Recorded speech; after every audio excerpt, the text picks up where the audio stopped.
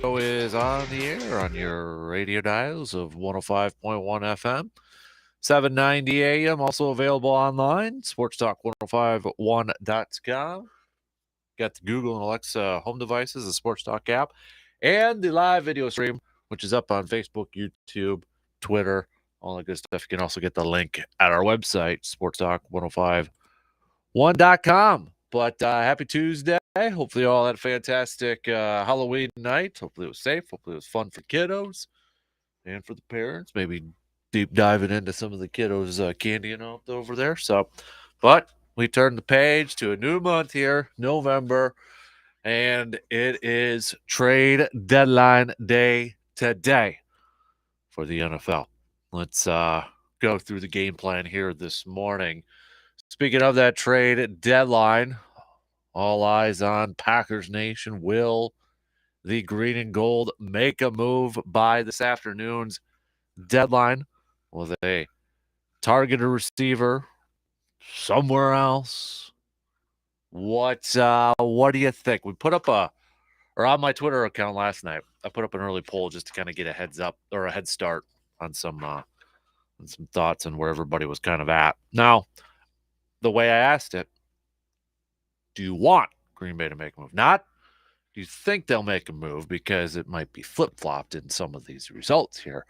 But do you want Green Bay to make a move for a wideout by today's deadline?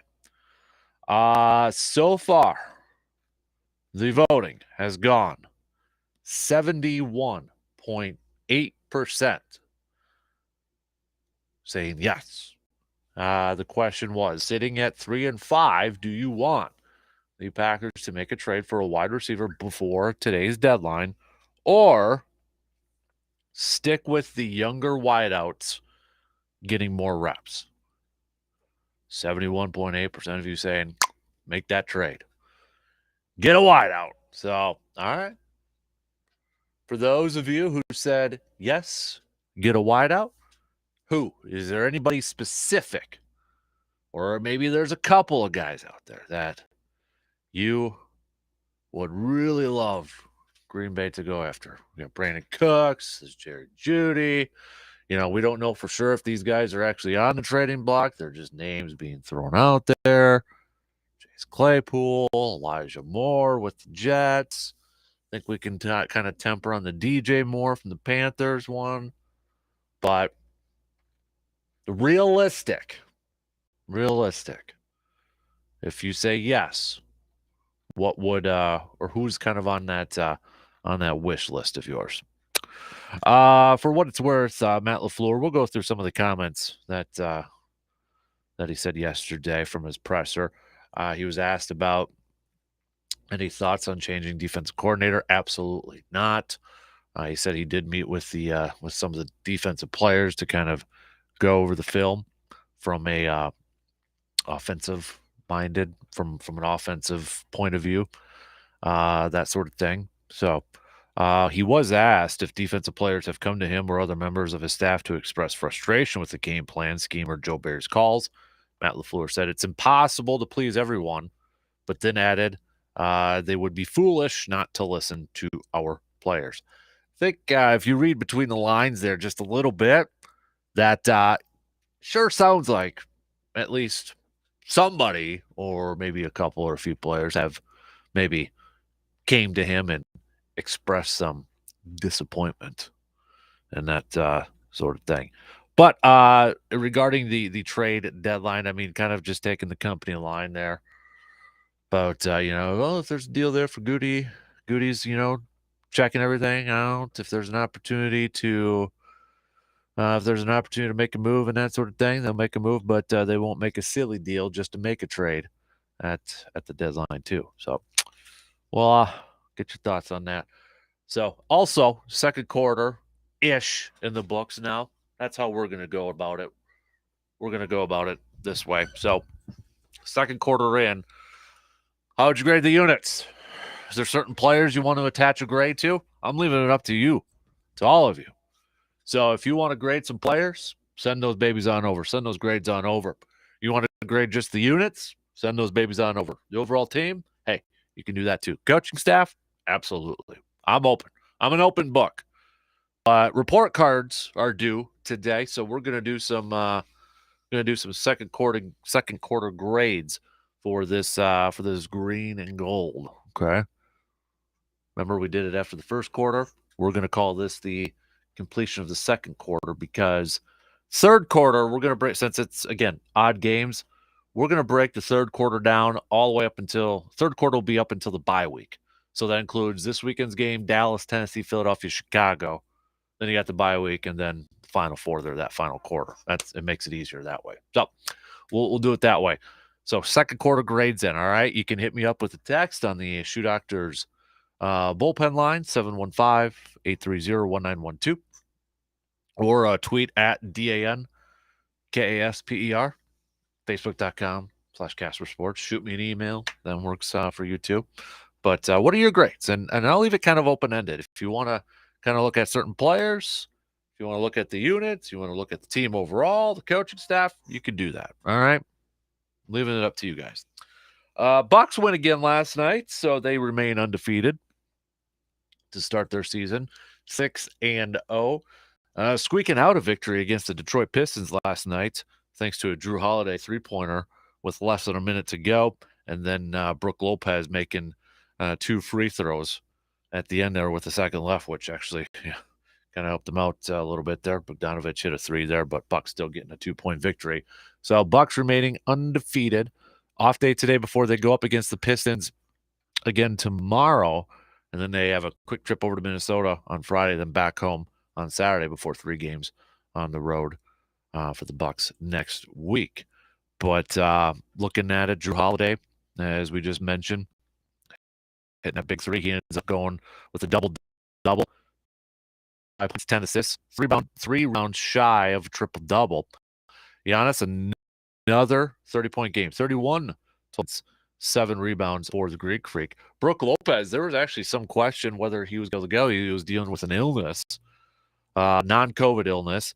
He comes in and, well, puts up 24 points and 9 rebounds, 10 of 16 from the field in 34 minutes of play. So, heck of a game by Brook Lopez last night. Bobby Portis helping out the cause with 15 points coming off the bench. So 6-0. Bucks remain still the only undefeated team in the NBA. So we'll talk some hoops. Got that coming up. We'll do a little grind my gears. What's grinding your gears on this Tuesday morning? This is your chance to send those babies on over if you'd like. What's grinding your gears, people? Okay, get it off your chest. That's what we're here for. So you can send those on over too. We've got going to do a little thing called Press Pass coming up just past 7 o'clock. What that is if there's like one question that's kind of been bugging you, or one question that if you had a chance to ask anybody, what would it be? You know, you go to a press conference and you get like one question to ask. Again, you can be like, "Oh, I want to ask Jimmy Leonard this. I want to ask Matt LaFleur this, or Giannis this, or whatever." If there was like one question, you know, kind of think like a well, not like, "Hey, what's your favorite food?" sort of thing. Nothing like that. Okay, just like if you were an actual member of the press, and you could go to a post game presser or one of these pressers, and you could ask one tough question. One tough question. What would it be? So I've got one. I've got mine. I'm going to open it up to you too. Bench start cut. We'll hit that up at 7:45, around 7:45. Do a little bench start cut as well. So we got a loaded plus Badger chat with RJ Cardinal coming up in a couple of hours from now. So we'll talk all things Badgers, looking ahead to their matchup against Maryland on the football side of things, coming off the bye. Got a little hockey, got a little volleyball. Volleyball team moving up to the 3rd-ranked team in the country, which no big surprise after beating Nebraska and Minnesota. Heck, you should have moved up more than 2 spots, in my personal opinion, but it is what it is. So we'll chat all things Badgers with Mr. RJ Cardinal coming up about, let's say 8:20, 8:25 here this morning. So let's get things rolling, though. Opening drive. It's time to kick this thing off. Let's open it up. Do you think, or I should say, do you want the green and gold to make a trade by today's deadline? Baltimore made one last night. Roquan Smith from the Chicago Bears going over to the Baltimore Ravens. So, I mean, at least Green Bay doesn't have to deal with him for the next couple of years. But, for a while, unless depending on free agency, if Baltimore doesn't re-sign him or anything like that. But anyways, Baltimore making a move last night, sending a 2nd-rounder and a 5th-rounder, and then swapping some linebackers. A.J. Klein going to Chicago too. But for the Packers, with the deadline coming up this afternoon, sitting at 3-5, 49ers are holding on to that final playoff spot at 4-4. Could be a lot of division teams beating each other up, and maybe Green Bay can kind of get on a little bit of a run here, thinking positive, thinking optimistic, get on a little bit of a run here, and get in there at 3-5. Do you want the Packers to make a trade for a wide receiver before the deadline, or stick with the younger wideouts getting more reps? Romeo Doubs, Mari Torre, Christian Watson if he stays healthy. Do you want to see that? Or maybe there's a different position that you would like to maybe see Green Bay address by today's deadline. What are you thinking? Let me know, okay? So we'll hit that up, and we'll go through some grades, and then we'll go through some of the some of the comments about from Matt LaFleur yesterday. Again, he was asked about, why wasn't Jair Alexander going up against Stephon Diggs? We'll go through his response there too. So, all right, opening drive, first break. Then we'll hit it up.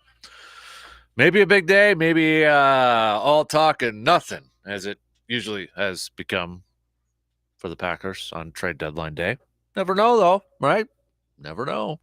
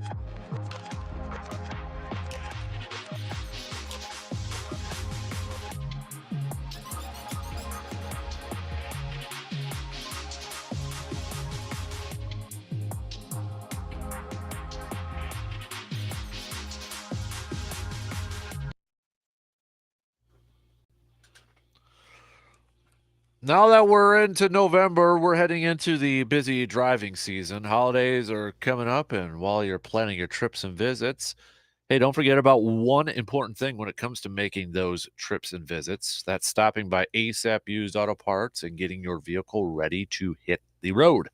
This busy travel season also comes with the changing of the seasons to winter, which means snow and colder temperatures. So, it's even more important to make sure your vehicle is ready for all these visits coming up. It can get a little hectic around this time of year as you're trying to juggle a bunch of different things on your calendar, but things can get even more stressful if you don't take care of that vehicle of yours. So, if you need some new tires on your vehicle, ASAP Used Auto Parts offers a wide variety of tires to choose from, all at the best price in the Chippewa Valley. And don't get stranded because of a dead battery. ASAP Used Auto Parts can hook you up with a new battery to help make sure your vehicle starts on those cold days. Plus, a wide selection of high quality used auto parts to help you save some money because, well, you're going to need that extra money for your travels and gifts. And don't forget, they do oil changes. So while you're planning your holiday traveling, don't forget to plan for your vehicle. Let ASAP Used Auto Parts help take some of that stress off your plate and help get your vehicle ready for this winter. We've had some votes coming in here so far for the poll question on Twitter. Do you and it's gone down. Do you want to see the Packers make a trade for a wide receiver before today's deadline? It's gone down to 69%. 69% saying trade. 31% of you saying no trade. No deal. Before we get into some of that and maybe hand out some grades on the second quarter report card day, let's go over some of the stuff that Matt LaFleur said yesterday in his presser with the local media. We kind of went through a couple of the things. First, injury-wise, Vondre Campbell, his status for this weekend's up in the air, but no long-term concern there. He did say Darnell Savage, coming from a safety position, got to clean it up in terms of the tackling. We went through already a couple of comments he said about defensive players if they've come to him or any other player, any staff member about frustration when it comes to the game plan and defensive game plan and such. I think we could kind of all maybe read between the lines. I don't want to start anything right there, but I think with that end gave, I think it's kind of clear that he probably had some people say something there. But again, the question that he was asked about was, hey, Jair, why wasn't he on Stephon Diggs? Why wasn't he going up against Stephon Diggs? Last couple weeks, saw him matched up against Garrett Wilson with the Jets. Saw him matched up with Terry McLaurin against Washington, although I think it's safe to say Terry McLaurin kind of had the day on that day. So why did it look like maybe it was back to what it was at the beginning part of the season? Well, here's a long response from Matt LaFleur, thanks to Matt Schneidman, who covers the Packers, for typing it all out. But this was his full answer when he was asked why it's not as simple as just sticking Jair Alexander and Stephon Diggs. And after I read this, I kind of want you to tell me if you're buying his reasoning or selling it and saying, nope, that's just an excuse. So here's Matt LaFleur. So the challenge is when you're playing a quarterback that has the ability to scramble like Josh Allen, do you want to be caught in man coverage? So now everybody's back is to the quarterback, and they don't have vision on him. And we already saw what he did to us yesterday. I think he had 6 scrambles for 49 yards or whatever it was. 3rd and 14, we give up a 20-yard scramble or 21-yard scramble. That is typically the case. It's hard to play man coverage. Not to say that you can't dabble in that area, but I think Buffalo does, first of all, a nice job of moving Diggs around. But if you're not going to commit to a man game, it's hard to have him just follow him all over the place. You can do that, but just understand if you call a zoning defense, whether it's quarters or a form of cover 2 or 3 deep, now you're getting people in a non-normal position, and it's hard to get the details taught to the level of, especially when you're playing an explosive offense like we were. It's a fair question. I just don't think that's the way you want to attack Buffalo, not with that quarterback. That quarterback is way too dynamic, made way too many plays with his legs getting out of the pocket.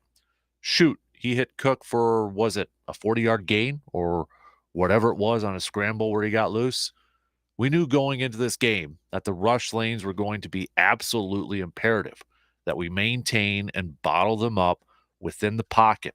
And that was the emphasis. And he still was able to get outside. So that's disappointing, obviously. There were a couple times where I thought we just got outran around the corner. And there were certainly some instances where there was a little too much space inside. So you got to give him credit. He's a darn good one. I think kind of going back to where he was talking about a couple times where I thought we got outran around the corner. That obviously is when you hit that quarter and Rashawn Gary kind of, not setting the edge the greatest and over pursuing that sort of stuff. But that was his response to why Jair wasn't shadowing Stephon Diggs. So, buying it? Do you agree with him? Do you disagree with him? You can let me know on that. Okay? Your thoughts on that. I mean, I get what he's saying. I understand what he's saying. And every time, you're going to have a wide receiver one that just explodes, and you've got a corner out there. I mean, that's going to pose that question here and there. So, but it's a tough pill to swallow when you're paying that much money to a corner and he's not matched up with the other team's wide receiver, right? Just saying, kind of pointing that out there too. That's a tough pill to swallow. And that's not a knock on Gabe Davis too, because Gabe Davis has obviously shown glimpses of being a fantastic deep threat for the Bills and Josh Allen, but I don't know. But your thoughts. You can let me know. Okay. So trade deadline is today for the NFL. Will the Packers make a move? Will the Packers make a move? Yay or nay? I have my doubts whether they're going to make a move. I really do. But if there was a year to do this, wouldn't you think it would be this year? The last couple of years, there's been a majority of Packers fans. Hell, I'll raise my hand. I've been on that too. It's like, yeah, I would love, maybe another wide receiver with Devontae and that sort of thing. And, remember the Will Fuller ordeal? 2 years ago. And it actually kind of worked out where he ended up getting suspended and such. But anyways, you could kind of like, all right, yeah, they got Devontae. Okay, they didn't go after another receiver. They talked and reportedly they dabbled and that sort of thing. Last year it was the Odell Beckham, situation, and such. But it was okay. Well, you can maybe make an excuse why. All right, well, they got Devontae. They don't necessarily need to overspend and all that sort of stuff. But if they were going to make a move for a trade this year for a wide receiver, you would think it would be this year. However, the 3-5 record is probably maybe that fork in the middle of the road, just a skosh, right? That's probably the fork that's in the middle there. If the record was flip-flopped, maybe like 5-3 or 6-2, maybe there's more calls from fans asking to make a trade, to make a move, that sort of thing. But I think it's that record of 3-5 that is perhaps giving some pause to many fans out there. But if you take the record away, which I know you can't in this instance, but if there was a year to make a trade for a wideout, you'd think it would be this year. You would think. But I have no idea what in the world Goody is going to be doing. I have no idea what his plan is. I have no idea what the Packers' plan is to make those to target the trade market out there. I think you can make cases for either or. You know, the competitive side of me would like the Packers to make a move and bring in a guy and still try to go for this, right? Because you don't want to I don't want them to be sellers, and then it's like, okay, what's left for the season to cheer for? And it's like, that we still got like half a season, but they're not making moves or they're selling off guy. I don't think they'll be sellers. I would be shocked. I would be shocked if they would be sellers at this point. But it's like just kind of the morale sort of thing. It's like poop.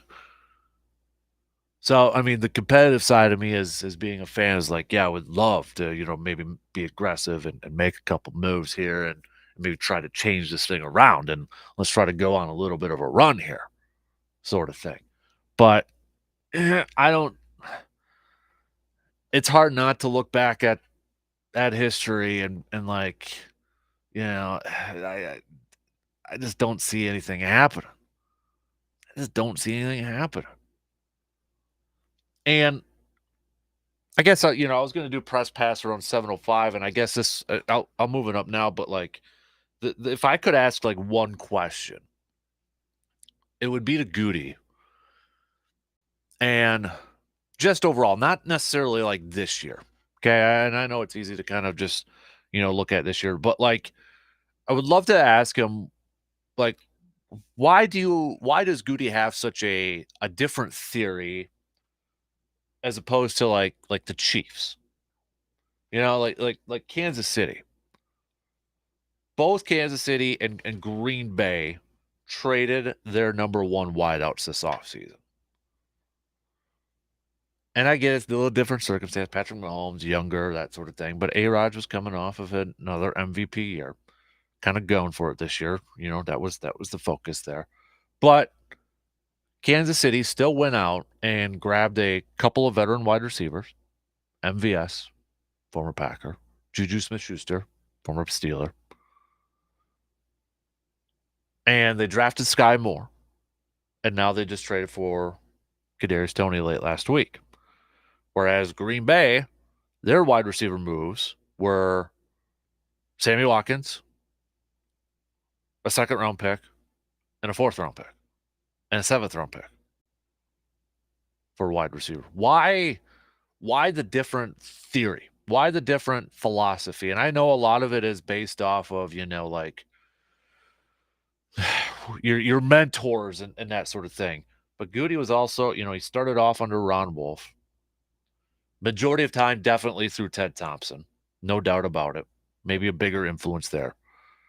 But, I guess my question would be like, why the difference? Why the different philosophy when you're kind of putting all your chips in the middle and you were willing to give Devontae a bigger contract than what he got from the Raiders? What was the philosophy, not only just for this year, but maybe for the last couple years when people kind of thought, okay, this team needs another receiver with, outside of Devontae, that sort of thing. What's the philosophy? What's the mindset? And what's that line? Like, because I feel like if Goody's going to make a move, because I'm sure he's inquiring. I'm sure he's making calls. I'm sure he's, picking up the phone or shooting some texts and, like, hey, what's the cost going to be? Trying to get a quote here and there. But what's that line? Like, what's that max? Last year we heard, air quotes, heard that, was it Odell? They offered like the minimum, kind of lowballed it a little bit. So, like, where's that max, if you will, or that base? And part of it is just I would love to know like that's just me too. Like I want to know. I've always wanted to know why do people come up with that conclusion? Why do people come up with that mindset? 'Cause everybody's different. Doesn't matter what walk of form or what job. I mean, general managers, you got different philosophies all across the board. Look at Howie Roseman with the Eagles. he might be executive of the year. Go back to some of his offseason moves, bringing in AJ Brown, and now he's got a couple. He's still got the Saints pick, first round pick this year. I mean, he's looking like a genius right now.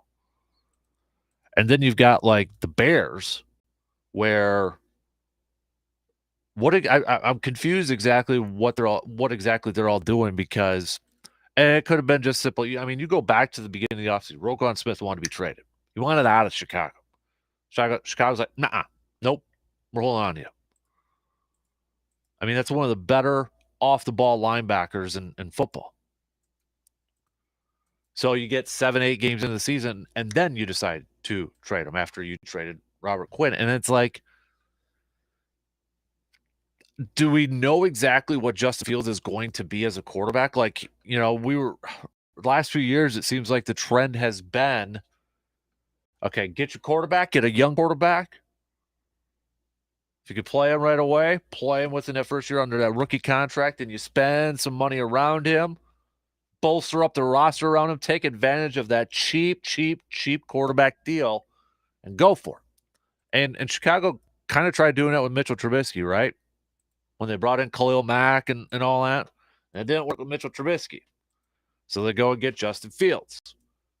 And now it's like, I don't know what Justin Fields is going to be.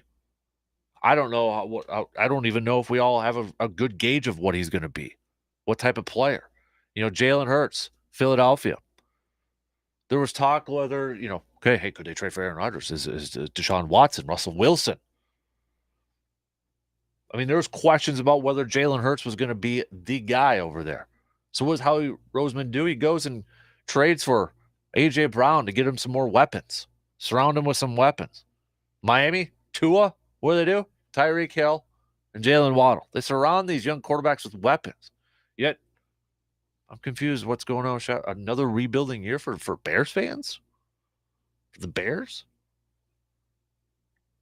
And have we really gotten a good sense of what Justin Fields, what type of quarterback he can be? I don't know.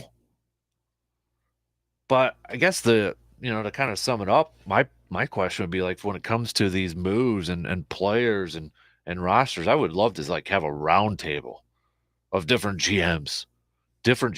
Put Goody on one, put Howie Roseman, the Eagles on another, put John Schneider with Seattle, on there too. I mean, just put these different philosophies, if you will, and throw in Andy Reid with the Chiefs, because we all know, I think his name is Veach, the general manager over there with the Chiefs, but it's pretty much Andy Reid that's making a lot of those calls and decisions out there. Just to kind of what's your mindset and why do you come to those conclusions? Like, I guess, we can compare the Packers and the Chiefs because they had similar offseason decisions with their number one wide receivers. Packers decided to go younger and try to get a project with Sammy Watkins, hoping for a bounce back year, whereas Chiefs went a different way about it. Brought in a couple of younger veterans and Juju Smith-Schuster and MVS.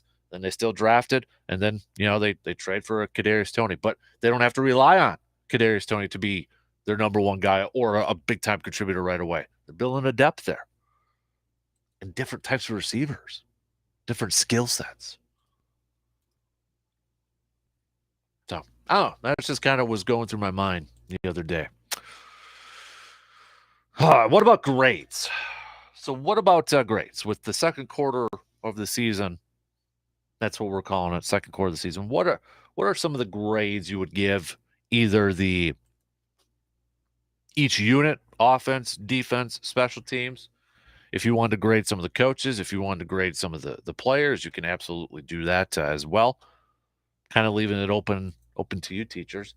But, right now for me, I just kind of looked at the different units, offense, defense, and special teams and such, and I'll hit up some of the coaches a little bit later on here this morning.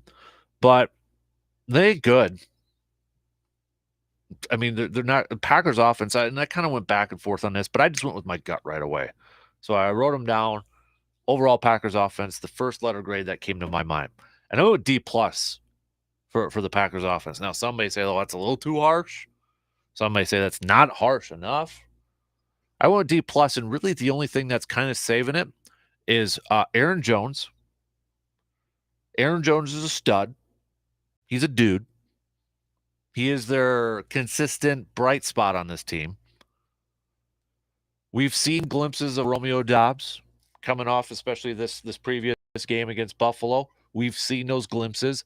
Zach Tom, we've seen glimpses. In fact, Zach Tom, you want to look at some of the Pro Football Focus grades from the game the other day. Zach Tom graded in the top 5 in for Packers offensive players. My computer's just being dumb right now. Oh, what the heck is going on here? But he was starting at left guard. Had one of the top 5 offensive grades. Number 1 offensive player for the Packers, by the way, was not Aaron Jones. It was actually Aaron Rodgers. Yeah. Your top 5 offense was Aaron Rodgers, 89.2, Bakhtiari, 88.8, Aaron Jones, 85.1, Zach Tom, 73.2, and then Romeo Doubs at 72.7. So, when I look at the offense, there's some bright spots in there. But overall, I mean, protection from the offensive line, pass protection, some of the game planning, consistency down, D+. For what it's worth, the bottom 5 offense, Runyon Jr. had the worst. Josiah DeGuara, Josh Myers, Yash, 4th worst. Mercedes Lewis, 5th worst. Mercedes Lewis has been showing up. Feels like quite a bit on the bottom 5 for some of these grades here. Defensively, I went with a C-, but I still, if you want to go D+, I probably wouldn't argue a whole lot. I guess the reason for me why I went with C- is that we've seen good halves, not just good quarters. We've seen good halves from this Packers defense. Before this game against Buffalo, it was usually the first half, and then the second half it was this bad. This time it was a little opposite.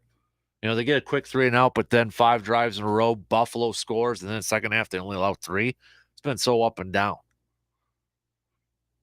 But this unit should still be at an A. I think that was the goals and the expectations we had for this defensive unit coming into the season. So I'm at that C- D+ line for this Packers defense. Top 5 grades from the game against Buffalo. Jair had the highest, 90.8. Then there's quite a bit of a drop-off. TJ Slayton was the second highest at 76.2. Quay Walker, Reed, and then the rookie, Wyatt, defensive lineman Wyatt, 5th highest grade on the defense. In fact, his highest grade was with the run defense.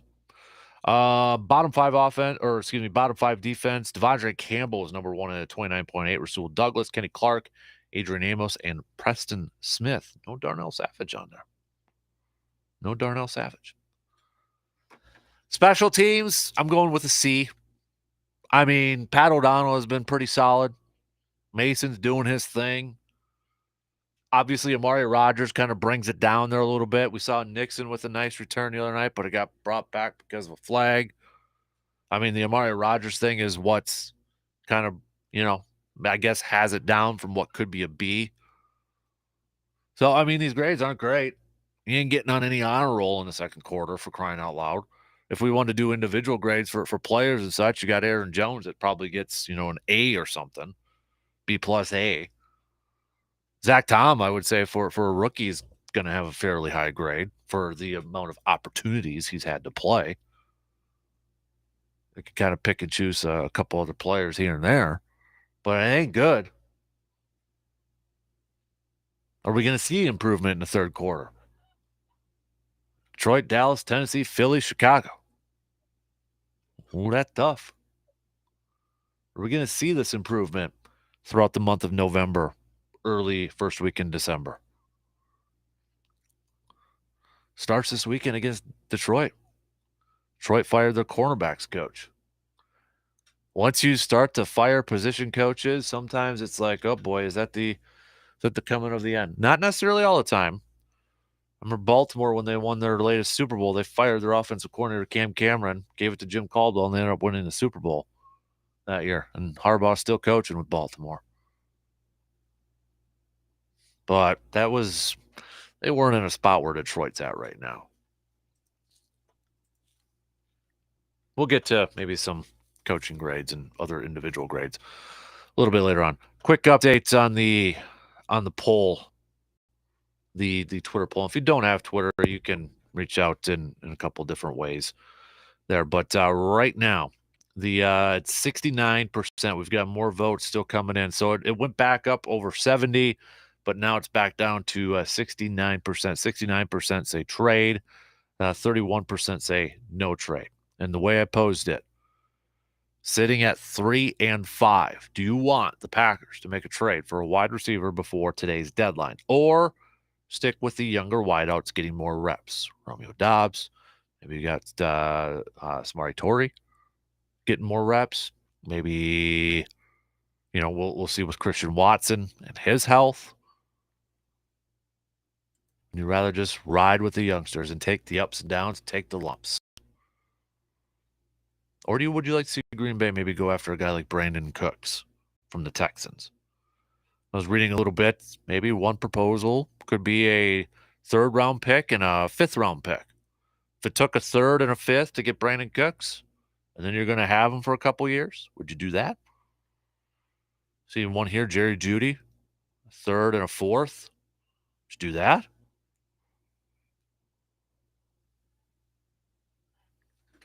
And if you do want to trade, who would be like your number one on your wish list? We got to take a quick break. Went a little long here. So when we come back, we'll have Morgan finish up the first hour, and then we'll get back to some more Packers talk later.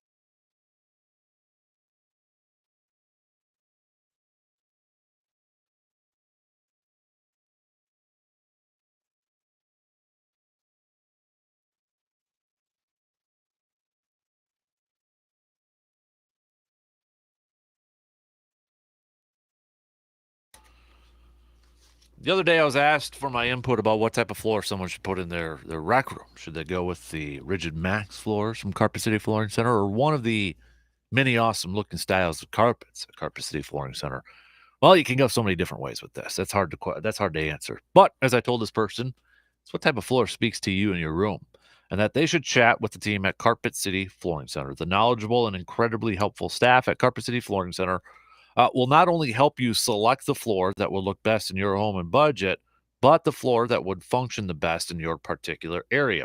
That's what they did for me. They helped me select the best color that would not only look good, but last in a heavy traffic area, and the type of floor that would function the best in that area. So we all know home improvement projects can be a little nerve-wracking, but the thing is, with Carpet City Flooring Center, they make it so dang easy and simple that it takes the nerves out of it for you. And don't take my word for it. Just Google Carpet City Flooring Center and see all the positive reviews from other customers. So if you have any questions or need help when it comes to updating your floor, look no further than the local experts at Carpet City Flooring Center in Eau Claire. Stop on in today at 3109 East Hamilton Avenue in Eau Claire. All right, so we only got a couple minutes to the top here. We'll get some of your messages and texts and tweets and Facebook, all that coming up just past the top of the hour there. But if you have any grades that you want to pass on over for the green and gold as second quarter grades here, you can hit us up. And again, you can go at it a couple different ways if you want. If you want to do individual players, if you want to do teams, if you want to do coaches, it's completely up to you. Okay.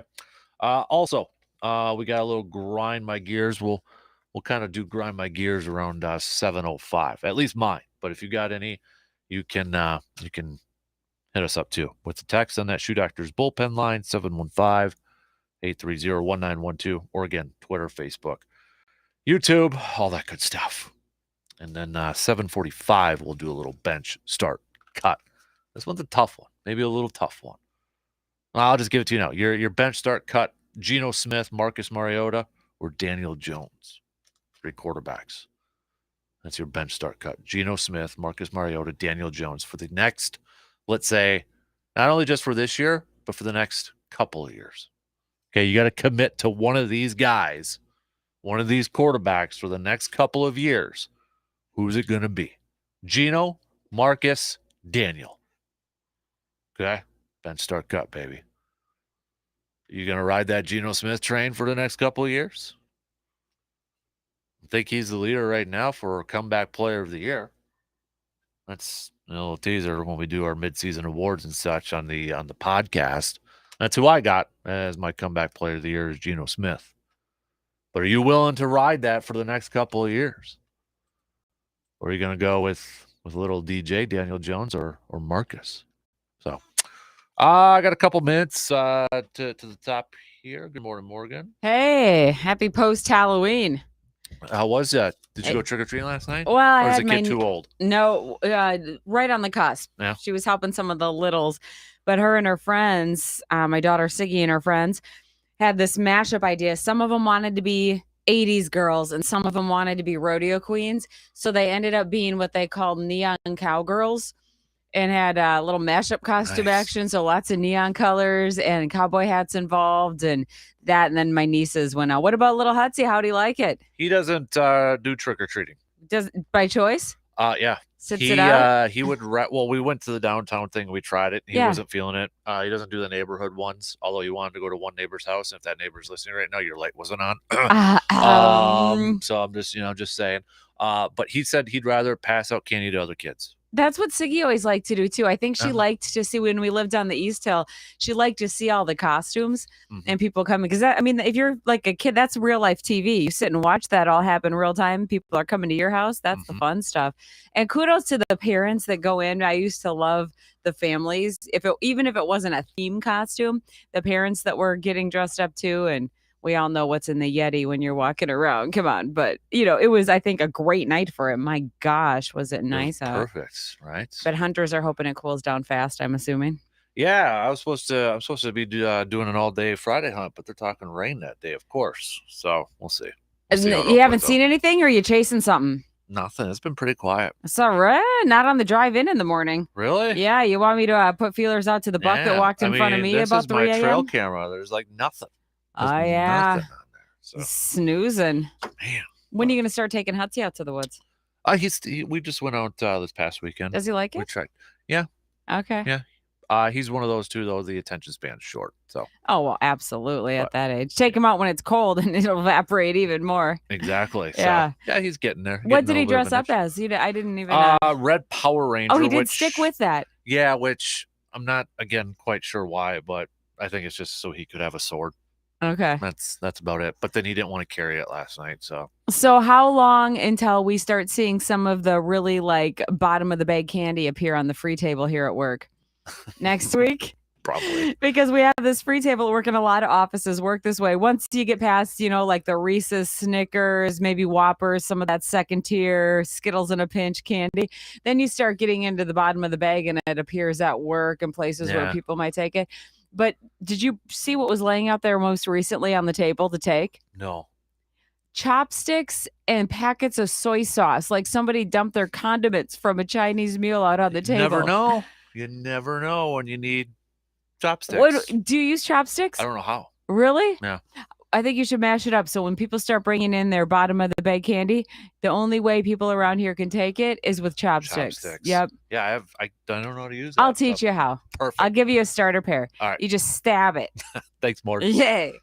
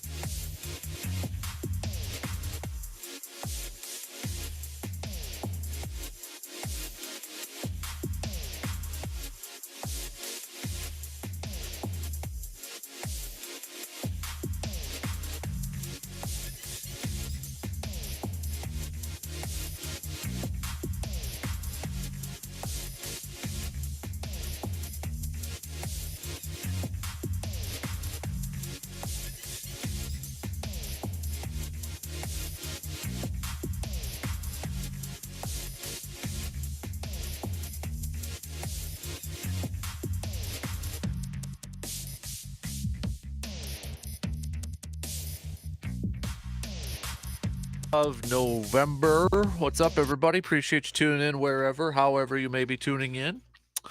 Coming up here in just a couple minutes, we'll chat a little hoops. Bucks remaining undefeated on the season with another W last night against the Detroit Pistons. Squeaking out that victory, though. But remaining undefeated at 6-0. Still the only undefeated team in the NBA. Off night tonight for the Bucks before they take on the Pistons again from Milwaukee tomorrow night. And then a quick trip over to Minnesota this Friday. And then back home Saturday against OKC. So we'll talk a little hoops coming up here in just a little bit. But let's do some sports nuggets of the day and a little grind my gears. We'll kick it off with some sports nuggets of the day. 1913. Notre Dame defeated Army 35-13. Why was this significant? Well, Gus DeRay, you probably have heard about him, Chippewa Falls over there. Gus DeRay was the quarterback for Notre Dame, and future head coach Newt Rockne was at end. But Notre Dame attacked the Cadets with an offense that featured both the expected powerful running game, but also long and accurate downfield forward passes from Gus DeRay to Newt Rockne. Now, this game has been at times credited as the invention of the forward pass, but there's other instances where the forward pass has been used. However, this has been a game where the forward pass was featured as like a main offensive play, as a main offensive threat. So it changed the forward pass from like a seldom used play into a dominant ball moving strategy that obviously we have seen in today's game. But cool little nugget, Chippewa Falls, Gus DeRay. Like over 100 years ago. So little local history there. Let's go with first 1959. First goalie in the NHL wearing a mask. Jacques Plante. Jacques. Jim Brown, 1964, became the first NFL player to exceed 10,000 career rushing yards. And the Giants in 2010 won their first World Series since moving to California. They defeated the Texas Rangers in 5 games. Speaking of the World Series, last night rained out. So they'll go at it again, try game 3 tonight. But like, oh, World Series wasn't on last night. What was going on? Oh, rained out, weather, boom. So everything's been pushed back a day for the schedule there. So those are just some of your sports nuggets for this Tuesday morning.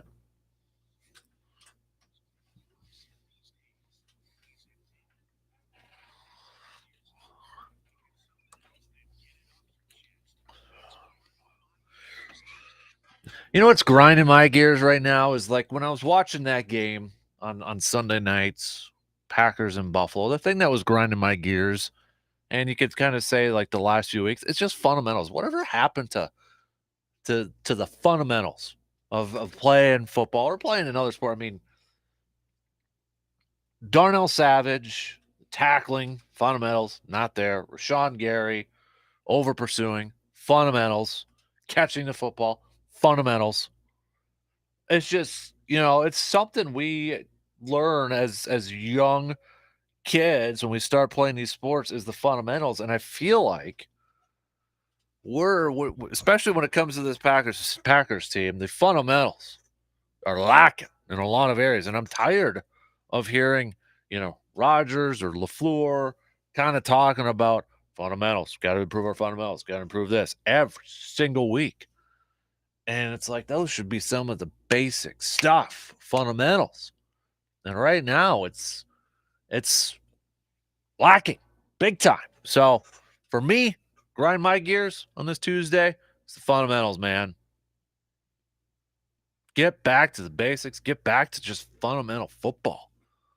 Where is it? Tackling, catching the ball a couple weeks ago. What was that? Washington, how many drops for crying out loud? Blocking, fundamentals. Get it done. Frustrating. All right. Bucks. Let's chat a little bit about Wisconsin's best professional team right now. It'd be your Milwaukee Bucks, 6-0, with another win last night, squeaking out a victory against the Pistons. Drew Holiday hitting that big three with less than a minute left. Brook Lopez hitting a couple of late free throws to kind of clinch it. But Brook Lopez, too, there was some talk whether he was, going to be able to go. There was dealing with an illness and such, but wouldn't have been able to tell. Played 34 minutes, 10 of 16 from the field, 24 overall points, 1 rebound shy from a double-double. Drew Holiday helping out the cause, too, 25 points, 10 assists, and 3 rebounds. Giannis still doing his thing, 31 points for the Greek Freak, 7 rebounds, too. So another game of over 30 points, of at least 30 points or more for Giannis. But, yeah, remaining undefeated so far this year. And again, we keep saying it, but they're doing it without Chris Middleton. They're doing it without Pat Connaughton. They're doing it without, their 3-point free agent acquisition, Joe Ingles. So fantastic start to the season for this Milwaukee Bucks team. Giannis, by the way, yesterday was named the Eastern Conference NBA Players of the Week, which is no big surprise. 35.7 points per game, 15 rebounds per game, and 6 assists per game during that for week 2 of the NBA season. Bucks will have the night off tonight, then one more game against Detroit before they take on the Timberwolves of Minnesota in Minnesota on Friday. Then they come back home on Saturday for a game against the OKC, and then the Bucks kind of have their first road trip next week on the road against Atlanta, OKC, San Antonio, and they come back home here. But you're kind of looking at the schedule for November here, starting on next Monday. It's a Monday, Wednesday, Friday schedule for the next 3 weeks starting next week. Monday, Wednesday, Friday. That's it. You can plan your days around that. Monday, Wednesday, Friday. Because then on November 14th, Monday, home against Atlanta, home against Cleveland, on the road against Philly. And they're back home against Portland on Monday the 21st. Home on Wednesday against Chicago. Home on that Friday, that Black Friday against Cleveland. We're already talking about Black Friday. Holy moly. But yeah, pretty simple if you're planning your days around watching some basketball, watching some hoops, and that sort of thing. So, but I know somebody asked a little bit earlier on, has there been any more about Jay Crowder at this point? I haven't heard anything. And, I know at the beginning of the season, we kind of talked about it, and it was split when we did that question of the day. When we did that poll, it was about 50-50. It was pretty darn close to 50-50. Maybe just a slight tick towards going for Jay Crowder. But with the Bucks and how they've started and knowing who they got coming back, do you want to mess with that? Do you like, nope, they're good.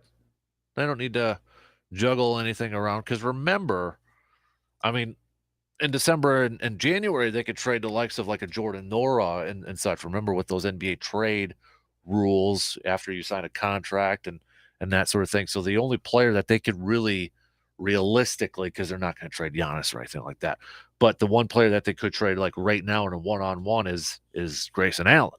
So that's why we were talking about the Grayson Allen and Jay Crowder thing. But if Crowder's still with the Suns, I guess, and up until December next month or January, then it opens the door for maybe a couple more players you can send on over there. But at this point, do you want to mess with what the chemistry is for the Bucks right now?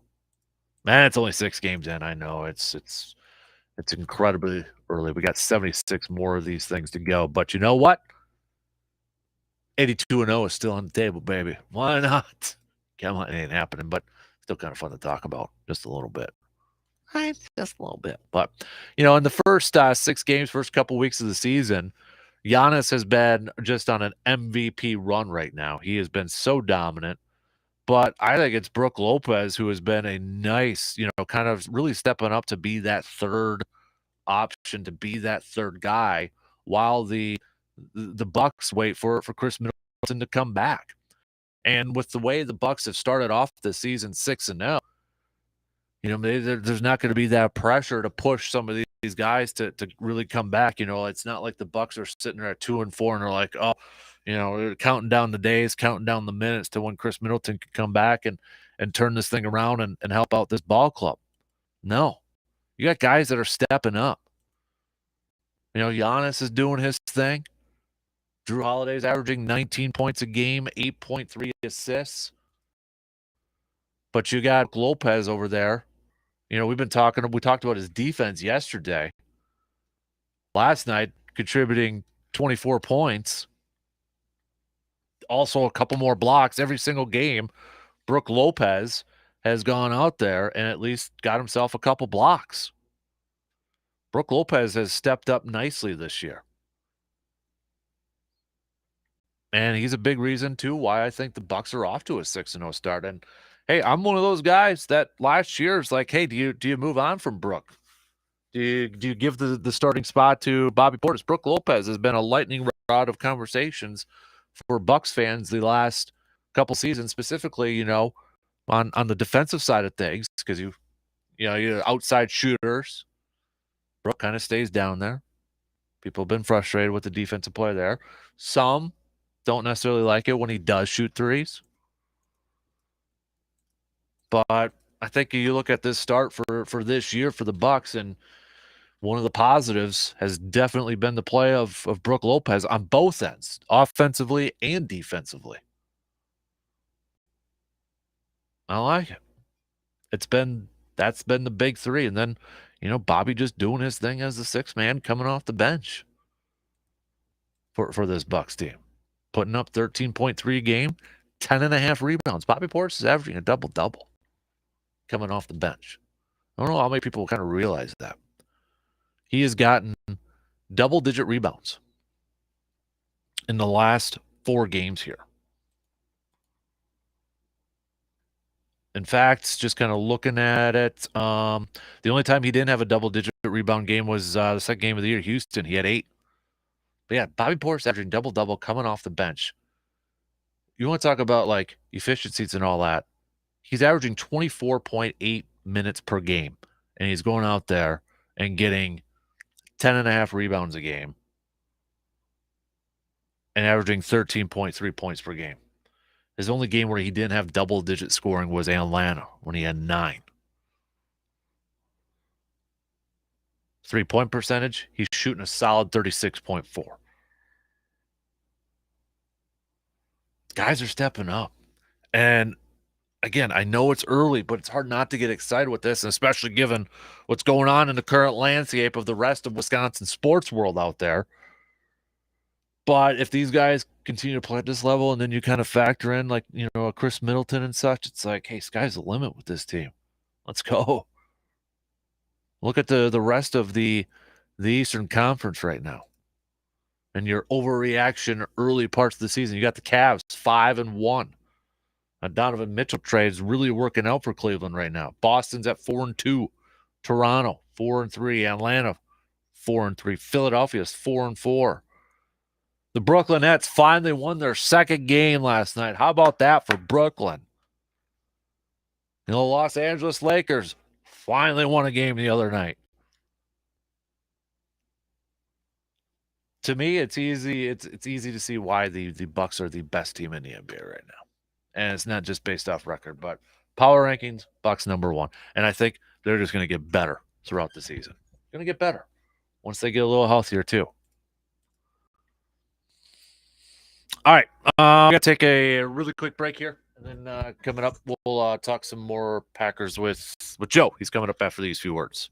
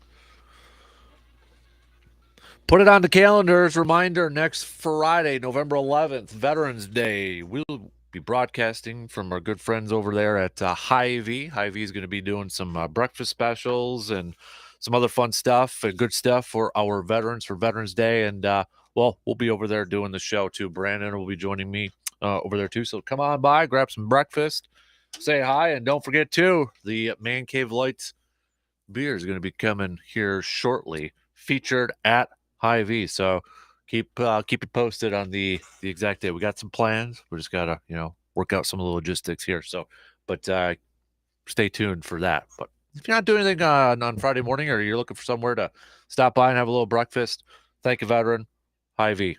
Big thanks to Hy-Vee for doing that for our veterans. Couple of grind my gears coming through here. Surveyor Sam with a grind my gear on this Grind My Gears Tuesday. DK, you know what grinds my gears? All these kids today that just walk up to your house on Halloween and just say Happy Halloween. That's not what you say. It's trick or treat. We got Jeremy, it looks like, grinds my gears. People saying the Bucks are better without Middleton. Look at the playoffs last year, people. I agree with you, sir. I don't know who's saying that. I don't know if I want to talk to him. No. The Honorable Travis from A-Town with the grind my gears. Will most likely not trade for a significant receiver today, but we'll see a bunch of reports that we're all in on this guy or that guy. By all in, I'm sure Goody means 6th or 7th round pick offers. I just don't see the point of giving 12 $50 million a year and not truly giving him a legit number 1 or 2 receiver. If Green Bay just wants to be running a team, they should have let Rodgers go and load up on offensive line and a bunch of blocking receivers. I hope I'm wrong, and we make a splash move today.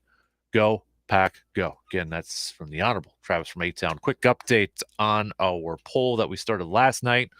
We began the morning at about 73% of you saying you want the Packers to make a move. That has fallen down to 66.3% saying make a trade. 33.7% of you saying no, stick with the younger guys, getting more reps. What side of the aisle are you on that question, Joseph?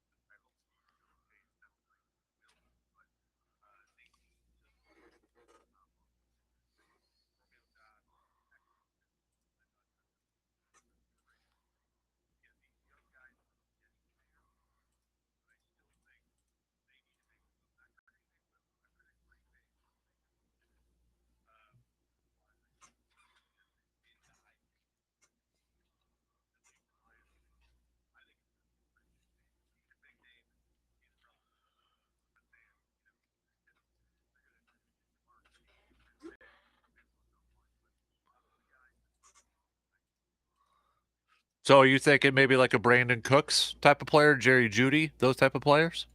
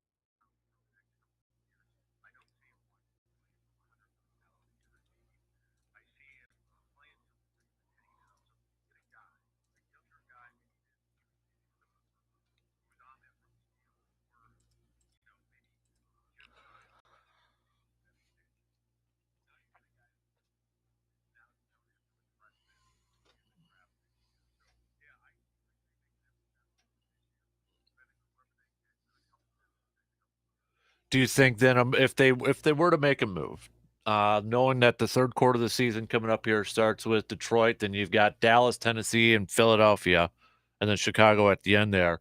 Does a move like that, in your opinion, catapult this team to go on a little bit of a run and maybe sneak into the postseason? Do you think they still got that outside chance?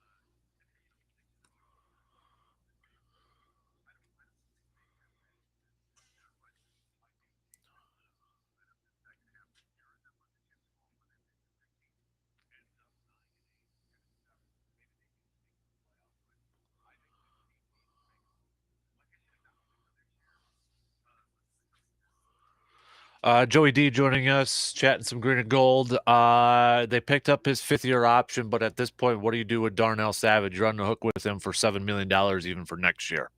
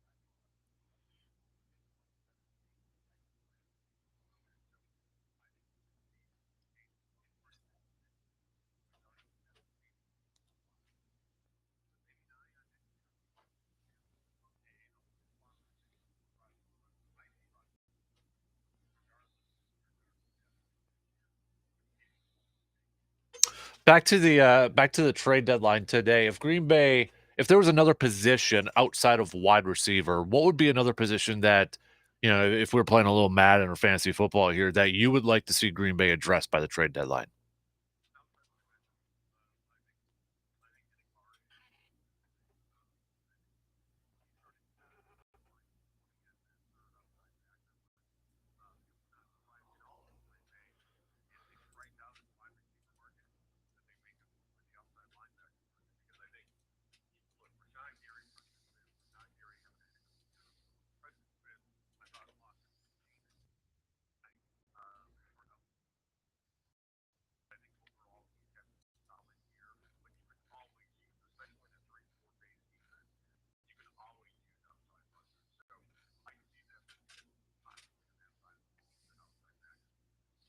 Joe DeGuano joining us here this morning. So we got Detroit. Now we go over to Detroit here, and well, they just fired their defensive backs coach. So panic time now in Detroit.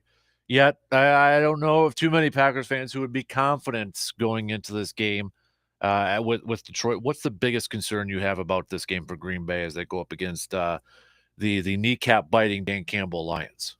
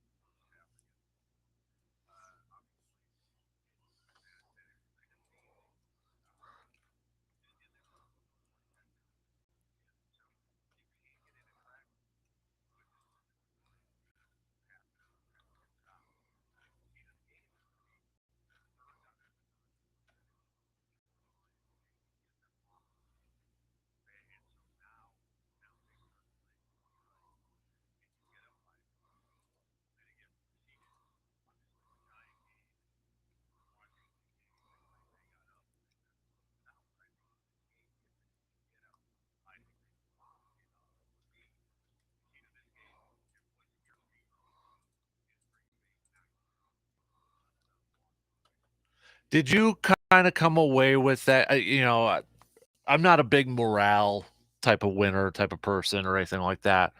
But it almost felt like after that Buffalo game, people were good with the loss. Not necessarily good with the loss, but they were okay with it because they actually were like, there was stuff to be positive about. What was the biggest positive thing that you took away from that loss against Buffalo? I guess is what I'm trying to ask you.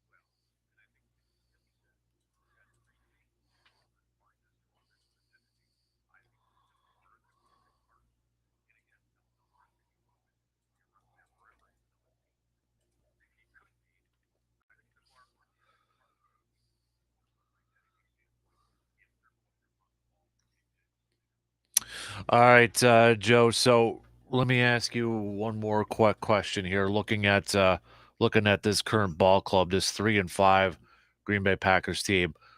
Matt LaFleur yesterday in his presser with the media, again, a topic of conversation was Jair Alexander not, covering Stephon Diggs or shadowing Stephon Diggs. And I'm sure you read or at least heard the long form answer he gave, about, well, if you're playing zone and then you're asking a guy to, play man, it kind of puts everybody else in a non-normal spot, this, that, the other thing, blah, blah, blah. Are you buying that? I mean, I get what he's saying, but at the same time, are you buying that necessarily from Matt LaFleur?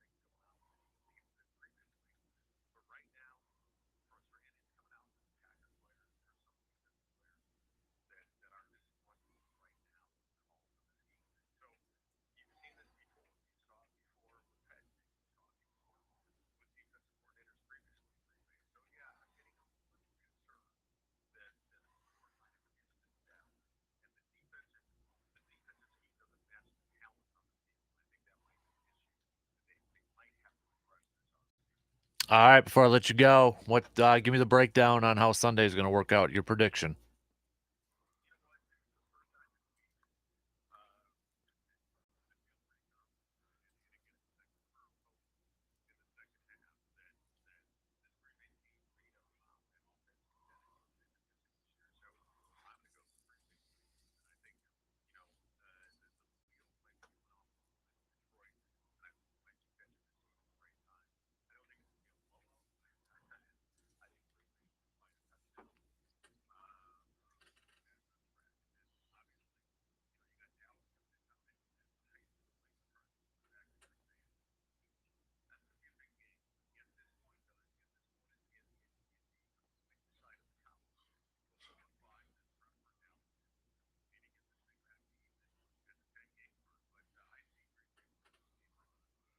All right. Do you buy Air? Do you agree with Aaron that one win can change the whole momentum thing, and maybe they can hand it to Dallas and Tennessee on a short week? Do you think they're just that one win away from maybe going on a little bit of a run?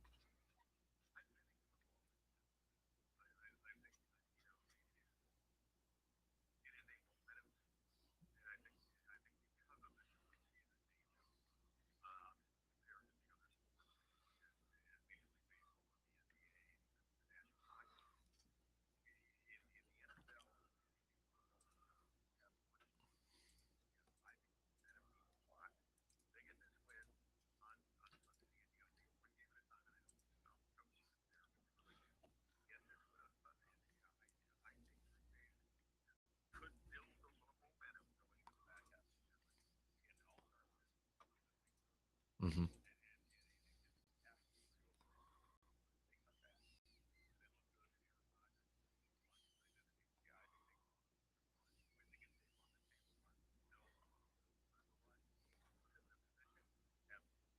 All right, he's Joey D. Appreciate the time as always, sir. You have a fantastic rest of your week, and well, we'll see if they make a trade today, man. And I'm sure we'll talk about it next week. You got it. There you go. There's Joe DeGuano joining us here this morning. Hey, we got to take a really quick break here, and then we'll finish up the second hour with a little bench start cut, making you think a little bit here. 3 quarterbacks. You got a bench start cut. Let's go with Geno Smith, Marcus Mariota, Daniel Jones. Let's hear it.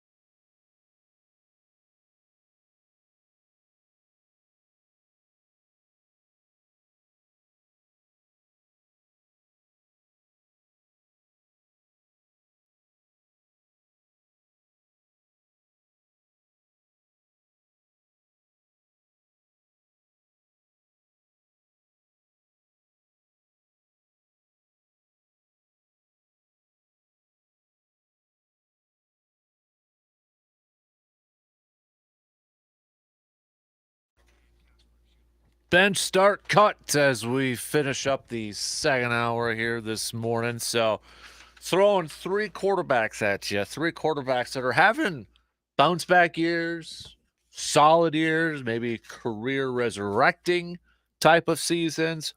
We've got Geno Smith over there with Seattle, the division leading Seattle Seahawks. I keep wanting to call them Super Seahawks. I don't got the Supersonics in my head.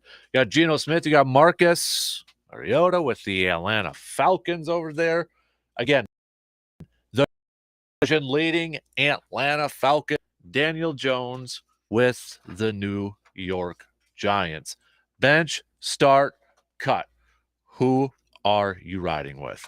And the question I'm throwing out there too for the next couple of years, not just this year, but you have to commit to one of these quarterbacks for the next couple of seasons. So let's say like, all right, we're gonna sign you up for a 2-year deal, just playing a little fun with this, and then we have to guarantee that you're gonna play every game or that you're our starter for the next 2 years. So you have to commit to this quarterback for the next couple of years.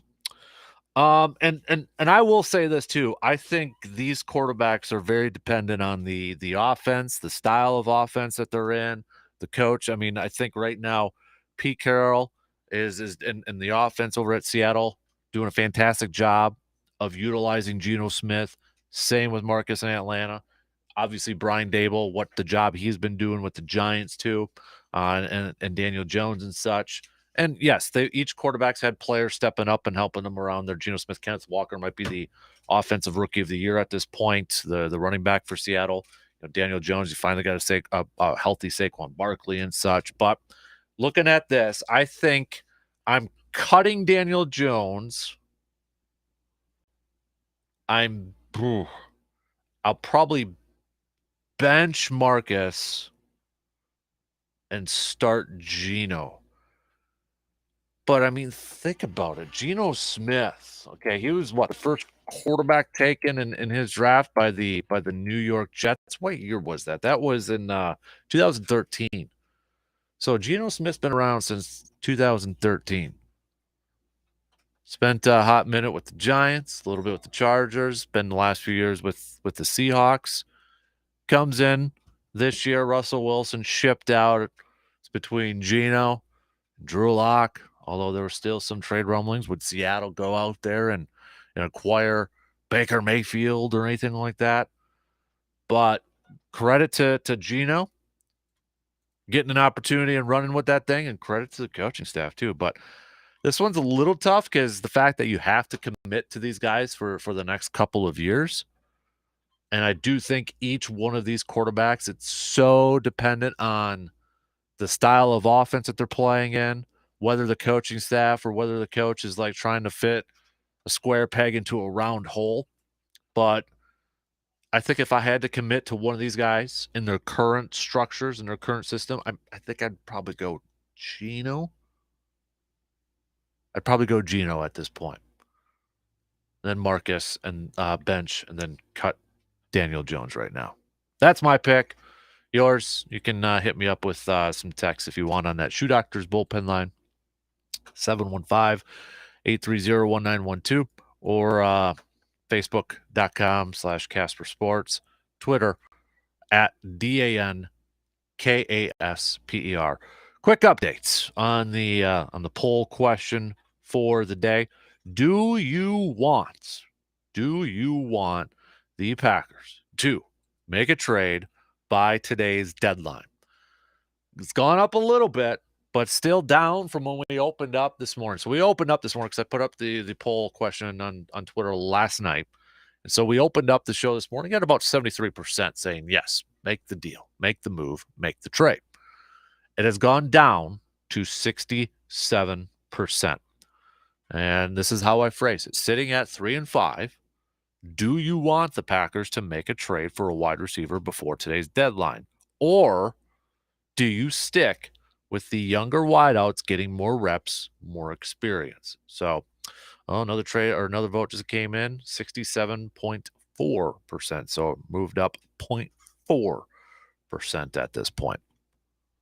67.4. And for anybody, if you got like a wish list, if you voted yes, that you want to trade, if you have a wish list, if you've got a certain player or a couple players in mind, who is that? Realistic ones too. I mean, don't go out there and say Cooper Kupp or Jamar Chase or anybody like that or Justin Jefferson. Realistic, like throw the names out there that have been rumored. Brandon Cooks, players like that. And do you think Brandon Cooks, the type of player like that, could make a huge difference right away? Because that's the thing too with this trade. Whoever it is, you need that player to make an impact right away, right? I mean, you need that player to be an impact player right away. You don't have a lot of time to get them acclimated and to get them up to speed with the offense and chemistry. You need that player to be impactful right away. Maybe you could get by Detroit by only playing them a few snaps and such, but right after that against Dallas and Tennessee, no, you need that guy on the field the majority of the time. So the other part of that, I guess the double-edged sword is, do you think if whoever they acquire, that they can be that impactful right away? Something to ponder. But I would have to imagine, I would think, if Goody is serious about pulling this off, about pulling a trade off, he's talking to LaFleur. He's talking, obviously, to Aaron, getting feedbacks, that sort of stuff. But, hey, we'll see. This afternoon, I believe it's around 3 o'clock is the deadline. All right, more votes coming in. It's gone back down to 66.7%. Might be sticking around there. So if you don't have Twitter, you can send me a message the other way. So, all right, coming up next hour, we'll talk some Badgers with RJ Cardinal. Badger football team back in action. Going to be taking on Maryland. We'll talk about that. We'll talk a little hockey. We'll talk a little volleyball. Volleyball, good week for them on the court. Upsetting Nebraska, taking a match against Minnesota. They moved up 2 spots, the number 3 team in the country. So we got that. Maybe we'll throw a little hoops talk in there too with the Badgers. So we got that coming up though. Right at the top here, we'll do a quick update with our friends from the Chippewa Steel after they've come back from Alaska. So 2 in, 1 more to go on this trade deadline day. Give me your thoughts. Do you want to see the Packers make a move or not? And if so, who's number 1 on your Christmas list?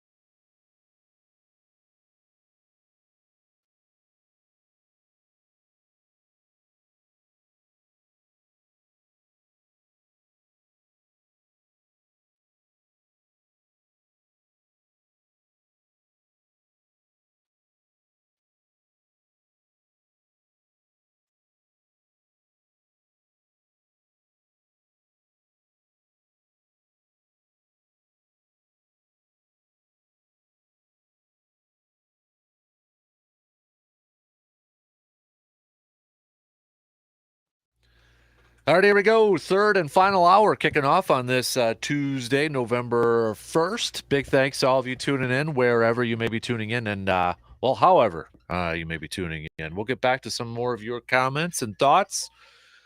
Don't forget, you can always hit us up with a text on that Shoe Doctors bullpen line, 715-830-1912. We kick off this hour doing an update with our good friends from the Chippewa Steel, Coach Casey, fresh off their trip from Alaska this morning. Good morning. How you doing, bud? I'm good. Yeah? Yep. Recovering. Yep. We were talking a little bit off the air. You got in the wee morning hours of yesterday? Sunday night. Yeah, Sunday we night, we get in. It's about a 16-hour travel day. Man. And like I was saying, it went about as smoothly as it could go. It's just, it's a long day. The travel's long. It's a long trip, but it's a good trip. The boys spend a lot of time together. We all spend a lot of time together, but happy to be home. Right. How would you assess your trip up there? Looking at the standings, I mean, I know it's the early parts, but you're just 3 points back from Kenai. Up there, and Kenai's got one more game played than you two. So, I mean, you're right up in the thick of things within your division. I mean, I think the trip went well. Anytime you can come out of there with a winning record with the 5 games, we'll take it. Right.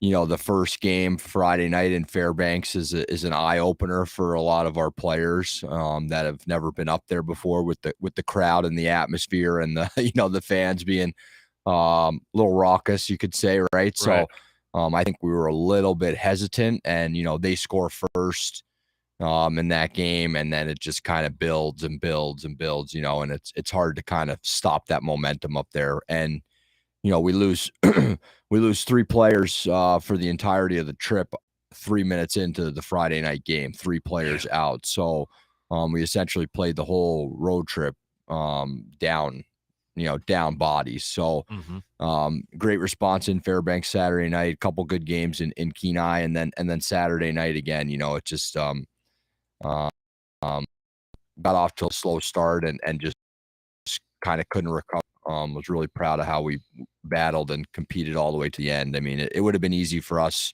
We make it 2-1 early, and then it's 3-1, easy to just kind of, pack it in.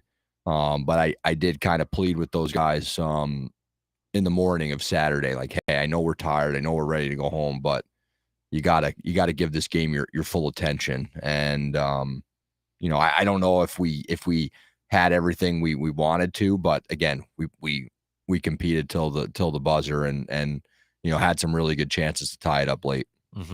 I know last time we chatted with you, which was a couple weeks ago, and you were talking about your goalie, and I saw you kind of tweet some stuff. But how was your goalie up in? Goalies have been outstanding. Adam Gajan, our goaltender from Slovakia, has kind of been getting all the attention from the showcase, and Carter Wishart a little bit. Just kind of doing his thing under the radar, but just been really, really solid for us, and had a great weekend in Kenai with the 2 wins Thursday, Friday, and gets rewarded first star of the week. So really happy for him to kind of start to get a little recognition. He's a quiet kid. He just goes about his business, works hard. And I've kind of just been saying, hey, just keep doing your thing, and your time will come. And I mean, it's really nice. It's a good problem for us to have right now with the 2 goalies there. Right. They've both been really good for us all year. Do you prefer to have a long trip like you did earlier in the season with a newer team for the bonding purposes? I know we talked a little bit, I think, with the weather based off of it last year, but like from a coach's standpoint, do you prefer to get a long trip out of the way right away in the early season, or does it not really matter for you? I think it matters a little bit. I think our group has been really tight from the beginning this year, just based on having a good core group coming back, and some of the things we did in the summer with that leadership group. And then, starting the season doing training camp in the hotel, right? I think we kind of,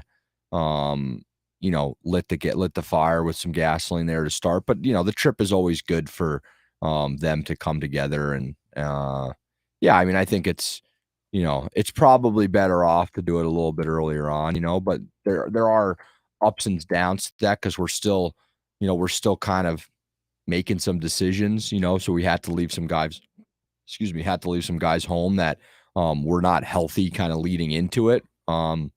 So there's pros and cons. Mm-hmm.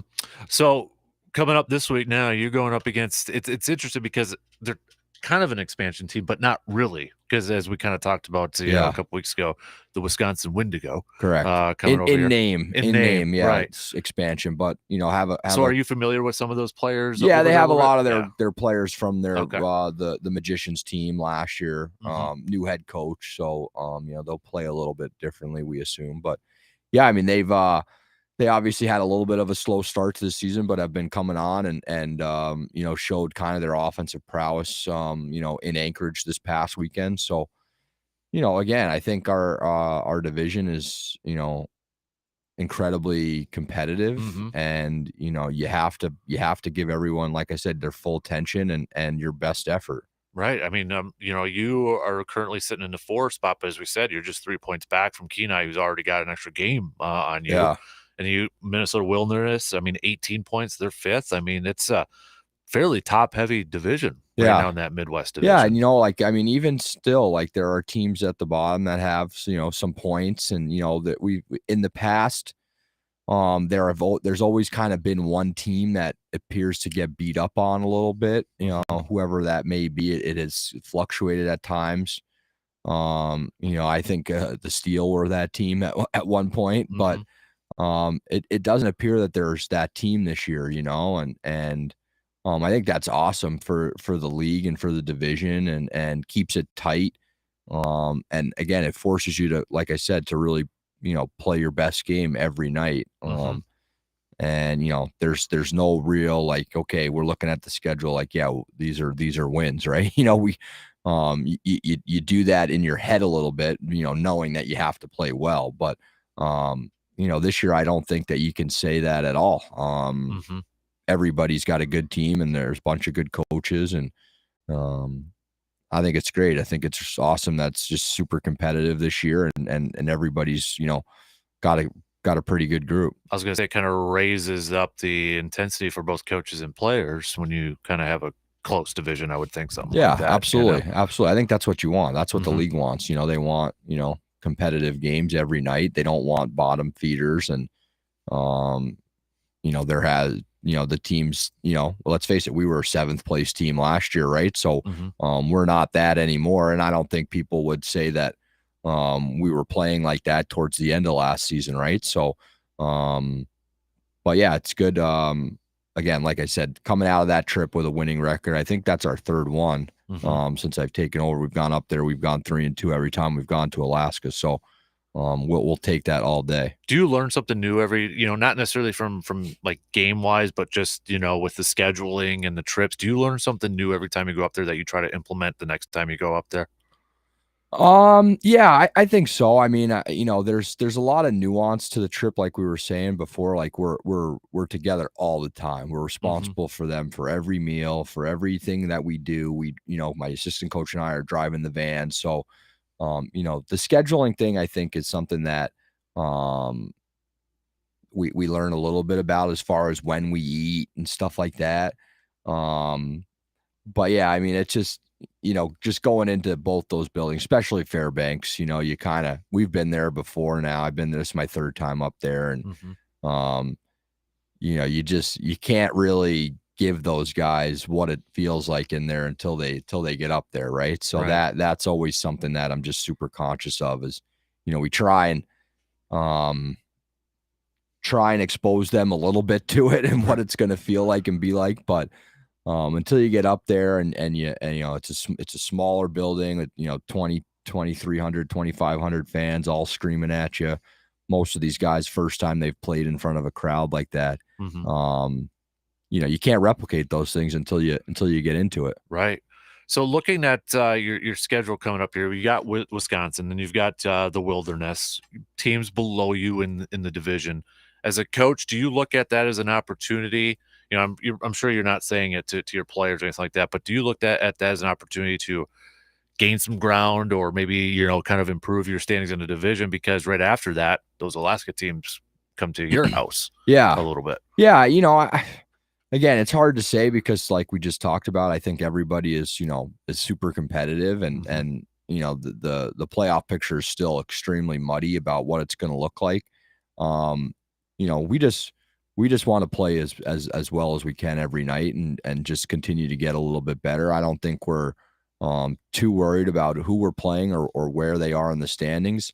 The thing that's nice about when you play people above you is you can close that gap on them by playing them, right? And then, when there are teams below you, you want to create more of a gap, right? So I don't know which is easier to digest and look at. And, it's maybe a little bit more pressure when you're playing teams that are below you because you feel like you're supposed to win those games. But again, we don't try and talk too much about it. Like I said, we respect everyone in the division and the league, and we want to just play our game as best we can and see what happens. Do you maybe look at it too? Because I mean, at the schedule here, you got a lot of home games coming up here. Yeah. I mean, like from now until after Christmas, you're going to be at home quite a bit, even just in the state because your road games over Eagle River, know, so not a lot of traveling when you got the Wisconsin, the Wilderness, and then the Alaska teams coming over here. Do you look at that as like, that's got to be the advantage for you right there where you don't have a lot of travel. Right. Yeah. It's an important stretch for us for sure. And being good at home is obviously important and wanting to, be playing home playoff games and making the atmosphere, again, a difficult place to play, right? Like kind of like, the Fairbanks atmosphere. It's a tough place to go in and win hockey games. So we want to continue to be good at home and that involves playing well and having people come out and support and us being again, active in the community. This home stretch is just important for us to kind of continue to lay that foundation and groundwork and hopefully over these next few weeks and at the end of the season, that'll start to pay off with us being in in the spot we want to be at. So looking at your games coming up, finally back at home. So if anybody's, you should be checking out some games on the 4th. It's youth hockey night, Chippewa Falls youth hockey night. So kiddos wear your jersey, get half off ticket there. And then Saturday's YMCA night followed with autograph night and everybody's favorite $2 beer night too. Gotta love that. Gotta love that for the fans. Yeah, that gets the atmosphere going a little bit. And again, I think it's exciting for fans, especially our diehard fans, our billet fans, for them to see the team right now and playing and being super competitive. And I think that's fun. And let's face it, it's easy to get around that, that group that's winning and competitive and playing good hockey. And hopefully for us, having some kids here, in the near future, getting some commitments done, also pretty exciting.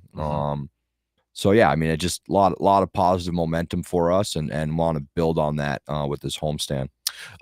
It's, looking at that too, kind of, going back to your goalie thing, but you were teasing it, getting some attention too. And this is a chance for, all of us we never know how those careers might pan out. Yeah. Maybe a future NHL player down the line too. And, sure. You could say, hey, we got to see those guys, absolutely, in our area. Yeah, no, 100%. And Adam is a guy who was just recently added to the central scouting for the NHL draft for this year. So, really excited for that with him. He's got a bunch of college visits coming up. We expect him to be making a commitment at some point here soon. And then again, Carter, our other goaltender, starting to get a lot of interest as well, and a bunch of other players. That we have some in their last year juniors, some in their first year juniors, right? So it's just cool to see all these guys coming in and having some team success and individual success follows that, right? And we've talked about that a lot. Colleges want to recruit players from winning programs, and we want to be that. We want to be a place where kids come that are uncommitted and get committed to Division I or Division III schools. Obviously we know everybody wants to be a Division I hockey player, and that's the goal. But as you saw, I don't know if you saw the other day, but Bethel University beat the development program, who had beaten a lot of Division I teams already this season. So, you're playing college hockey at any level. It's a high level hockey, and you should be proud of that. Yeah, definitely. So, this weekend, and then you guys actually get a weekend off next weekend? How about that? Yeah. What's wrong with you Yeah. guys? I mean, come on now. I know. I'm actually, I'm going under a knife. I'm having my wisdom teeth out. Oh, So, I've been there, man. yeah, it'll be, not the way I was hoping to spend my one off weekend of the first half, but something that just has to get done. So yeah, we're Is it a good timing though from a schedule base, just coming off of Alaska, then you got a couple I days think here, so. and then I think so. Kind of splits this first half of the season up, into two a little bit. So yeah, I think it's actually a really, really nicely timed off weekend. This weekend would have been even nicer. Right. But you do what you can with the schedule, and again, we'll get back to practice today and try and empty the tanks for this weekend, and then hopefully be able to get healthy and have a good stretch here for the last probably month or so before Christmas. Is that kind of a challenge though for you as a coach, like knowing that you have a weekend off, these kids are tired or guys are tired, to kind of keep them focused for just a couple more games here, not looking too far ahead? Yeah, yes and no. I think, there's always that, wandering eye about what's, what's coming up in the future. But I think our group is pretty focused on what we're trying to do. So I'd say in the past, maybe I would be a little bit concerned, but I think our leadership has done a really nice job of That's what I was going to say. It seems like your leadership really is yeah, taking a huge step this it's year. been good. Yeah. It really has been. And again, it's just, let's face it, like last year was tough for everybody, right? Like nobody knows who I am or what we expect. And it's a feeling out process there, right? For a few months. And the nicest part about this year was having some continuity in the group, and me being here, and expectations being known, and that those things alone just allow us to start off further down the road than we ever could have imagined last year. So those guys have done a really nice job of relaying our message to the group, and really kind of being the ones that set the tone. So this weekend, or Friday night, I should say, it starts on the 4th. Again, it's Chippewa Falls Youth Hockey Night. Wear your youth hockey jersey, get half off ticket. And then Saturday, got nothing going on, $2 beer night, YMCA night, and autograph night. Can anybody get your autograph, or you just yeah, we typically is it a little bit more rare to get coaches? Or? I don't think anybody wants my autograph, to be honest, but I'm never say never. I'm open, You're open? But yeah, it's the players love giving them out, so it's fun. And yeah, I mean, just looking forward to really being back at home and having a good weekend in front of our fans. And get tickets at the door, right? Correct. Get tickets at the door. So, all right, well, Coach, welcome back. Thanks. Good to see you. Get through this weekend, and then rest up for the following week. Yeah, thanks. You got it. All right, we're gonna take a quick break, and we'll catch up with RJ Cardinal from the Zone in Madison. Quick updates on all things Badgers, including a little hockey over down there too. All right, we'll be back after these words.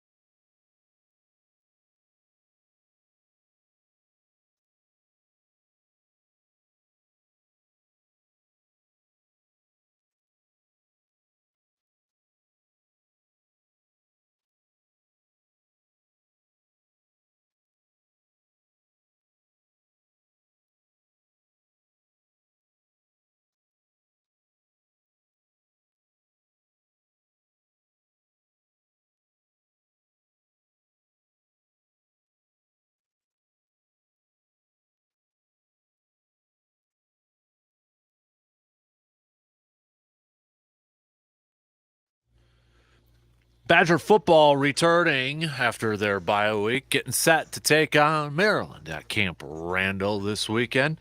Let's talk all things Badgers with our dude, Mr. RJ Cardinal from the Zone in Madison. So RJ, how did you spend your bye week? Not having to watch. I'm sure you still watch college football, probably though, right? Just a little bit. Yeah. So looking at this game against Maryland, what kind of jumps out to you? I guess you kind of like your early key matchups and that sort of thing. Tell us a little bit about what does Maryland do well.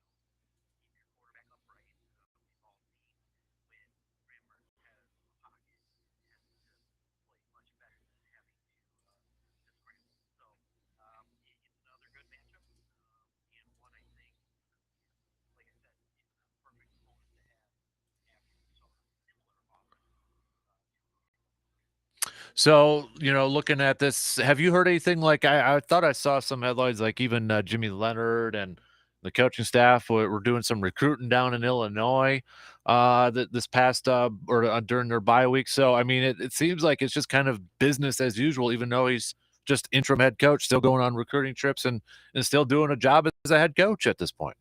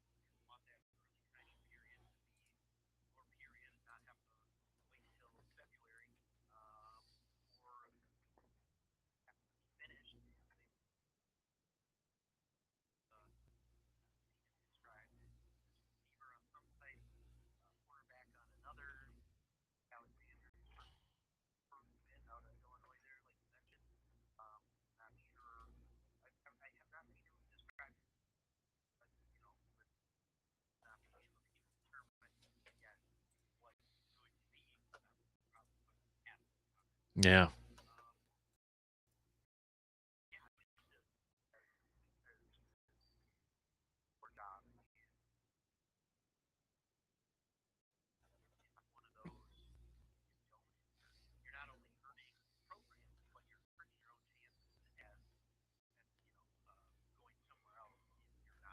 hmm Badger volleyball had quite the week on the court. We talked about the Nebraska, win. Well, they sweeping Nebraska there, and then they go and beat Minnesota this past weekend and moving up just 2 spots, but number 3 in country. And right now they're riding at I believe a 10-game winning streak, 10-match winning streak right now for the Badger volleyball team.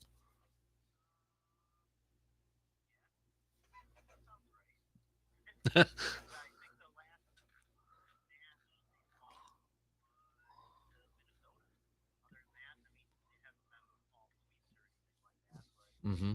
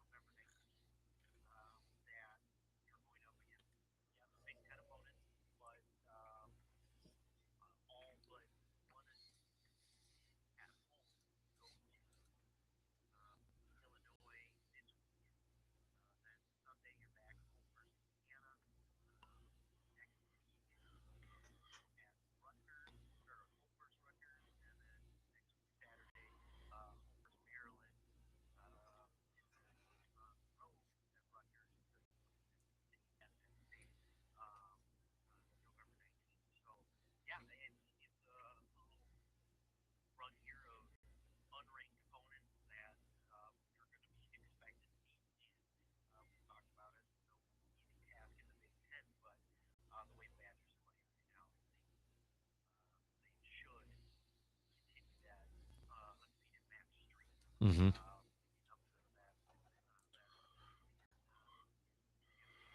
Looking at switching gears a little bit to hockey, RJ. The men's team, after following up by sweeping UMD, they fell to Penn State this past weekend, dropping to 2-6-0. Now you got Michigan State coming up here. Is there? I mean, I know we've talked about Tony Granado and is he on the hot seat and all that sort of stuff, but has there been anything from this hockey team this year that you are taking away as a positive besides the UD? I mean, like player wise, has anything stood out to you positively from the early parts of the season?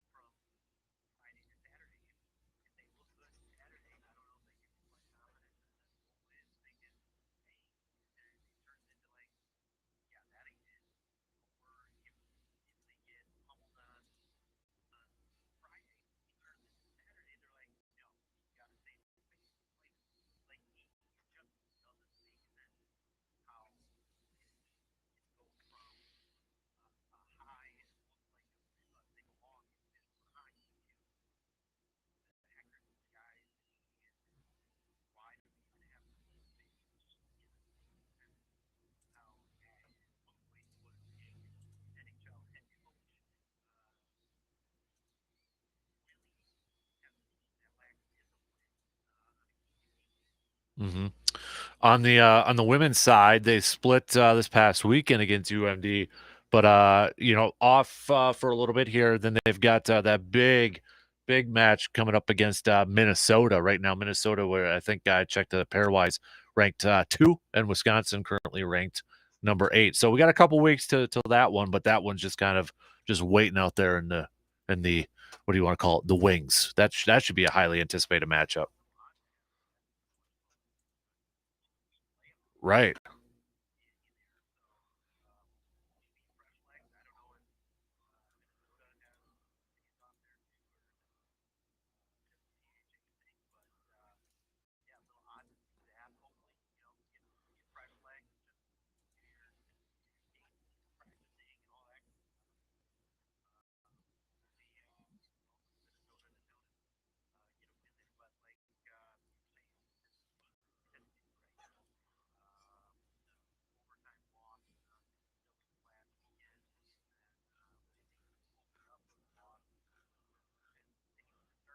Mm-hmm.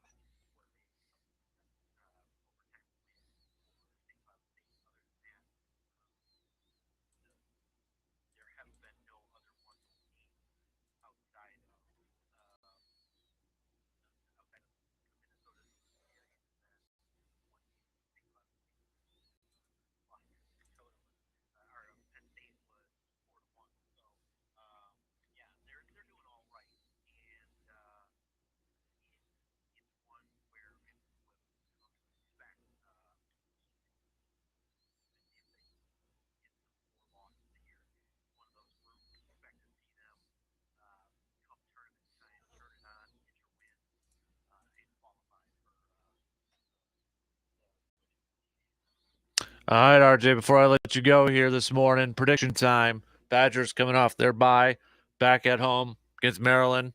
What do you got for me?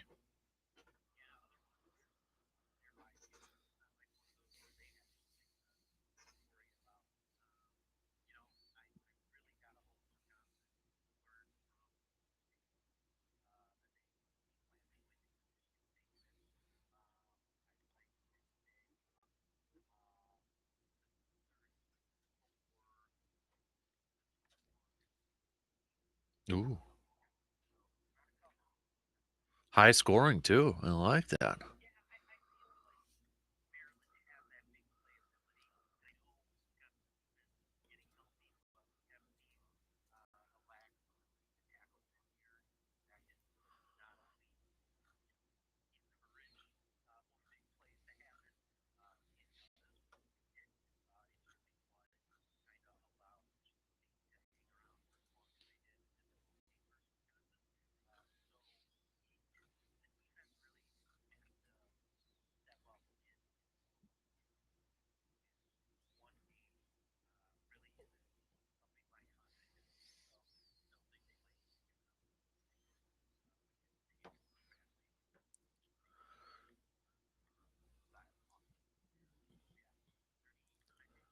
Thirty-four 28. Yep. All right. I like it. And then next week, RJ, when we talk to you, we can start talking a little bit more hoops with Badgers, South Dakota coming up this week. And then, of course, the game in Milwaukee against Stanford. So that'll be coming up here, too. So,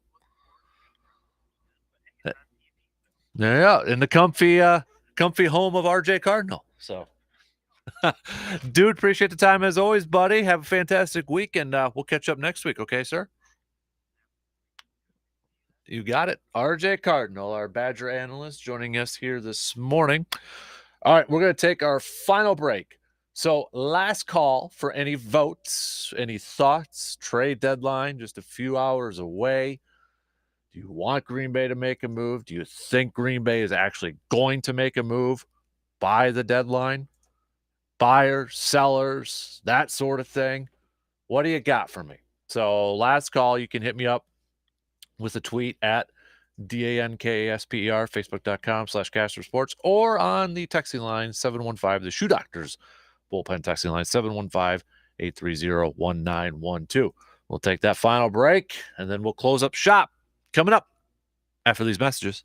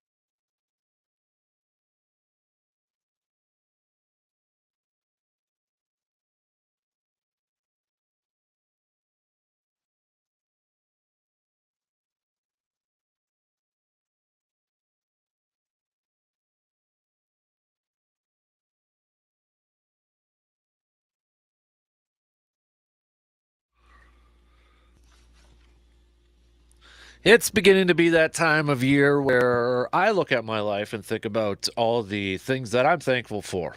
And there are many things to be thankful for. One of them being that I have a good roof over my head. But there are many out there who can't say the same thing. And Chippewa Valley Habitat for Humanity is trying to change that. Chippewa Valley Habitat for Humanity was founded in 1991 and has built over 40 homes and has repaired dozens of existing homes in the Chippewa Valley since. Habitat homeowners help build their homes alongside volunteers and also pay an affordable mortgage that works for them. And you can help out too. One way is volunteering, either helping out with homes, fundraising, or in different areas like at the Restore. One way is by shopping at the Chippewa Valley Habitat for Humanity Restore, because the proceeds go to help fund home builds and repairs for families in our area. And if you have a donation like a couch, building supplies, appliances, and more, you can donate them to the Restore to help keep items in stock. You personally can make a difference in a family's life. You can help a family be thankful they have a good home to live in. For more details on Chippewa Valley Habitat for Humanity, just visit their website, cvh4h.org, and make sure you're following the Restore Facebook page because, well, they'll post up some items and they go quick over there too. So check it out if you haven't been to the Restore. All right, last update on the Twitter poll with hundreds of votes, 67.6% of you saying make a trade by today's deadline. Make a trade for a wide receiver by today's deadline. 32.4% of you saying, don't make a move. Go with the youngsters. Keep getting them reps. Keep getting them some more experience. This is a tough one to try to figure out. On one hand, you're like, okay, if there was a year to make a move, you'd think it would be this year. But on the other hand, is one player going to make a big difference? But they need a spark. I mean, you could go back and forth on this whole thing. You can go back and forth on this whole thing, whether, would a wide receiver make that much of a difference? Are they going to have enough time to make that much of a difference? But, Goody's kind of in that spot. It's like, kind of created this window, right? He kind of created this window of a win now. And even though they're at 3-5, they're not out of it. There's the big third quarter coming up of the season. So, I mean, this is kind of a mental back and forth here a little bit. Created this window. I've got an aging quarterback. We just gave him a new contract. We put some money in. We've created this window. We're not playing that well. I need an upgrade here, but is it gonna be enough? I don't know. I don't feel like we're gonna see a big name trade today. I mean, if we do get a big name trade, I'll probably be pumped and I'll probably be excited about it, depending on what we gave up and that sort of stuff. But, the fan in me would be like, heck yeah, let's ride in, let's roll, let's go, baby. Yeah. But we've been down this path before, and I guess I'm not counting on it to happen. So, and what kind of message does that send either way? Does it send any type of message, whether a move is made or not? I know some people are kind of talking about that, if you don't make a move, maybe that kind of tells us what Goody's thoughts are on this team and his current roster, and be like, yep, we're more than one player away. One move isn't going to make it flow. So we'll just have to play out the year and get ready for next year, sort of thing. I've seen some people kind of throw that out there. I've seen some people kind of throw out, make a move, and then, send that message through the locker room and, kind of get it rejuvenated, sort of thing. I don't know. You can go either way on that thing. But we'll see.